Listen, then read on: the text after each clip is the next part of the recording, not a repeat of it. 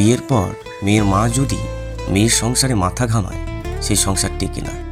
এই বক্তব্যটা একদিকে কিছুটা বাস্তব, আবার অন্যদিকে আলোচনারও প্রয়োজন রয়েছে। মেয়ের মা যদি অতিরিক্ত পরামর্শ দেন বা মেয়েকে বলে দেন তুই এসব করিস না, ওকে মুখের ওপর বলে দে, তাহলে নতুন সংসারে স্বামী স্ত্রীর মধ্যে ভুল বোঝাবুঝি তৈরি হয়। স্বামী স্ত্রী সম্পর্কটা দুজন মানুষের মধ্যেকার, কিন্তু তৃতীয় পক্ষ মা, ভাই, বন্ধু যদি নিয়মিত পরামর্শদাতা হয়ে ওঠে, তাহলে নিজেদের বোঝাপড়া তৈরি হওয়ার সুযোগ কমে যায়। শ্বশুর বাড়িতে একটা আলাদা রীতিনীতি থাকে। যদি মেয়ের মা বলেন ওসব মানিস না, তোকে ওটা মানায় না, তাহলে সেটা মেয়েকে সংঘাতে ঠেলে দেয়।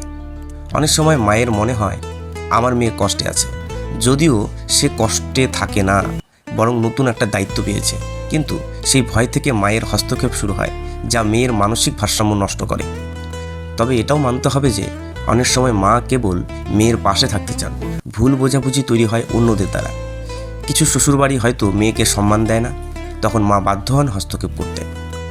এসবের মধ্যে মেয়ে যেন স্বাবলম্বী সিদ্ধান্ত নিতে শেখে, সব কথায় মা বাবার উপর নির্ভর না করে, এটা হওয়া খুব জরুরি। মায়ের উচিত মেয়ের সুখ মানে স্বামীর সঙ্গে তার বোঝাপড়া, সেটা নিশ্চিত করা, কিন্তু মেয়েকে নিয়ন্ত্রণ করাটা মায়ের পক্ষে কখনোই উচিত নয়। দুই পরিবারের সম্মান বজায় রাখাটা খুবই জরুরি।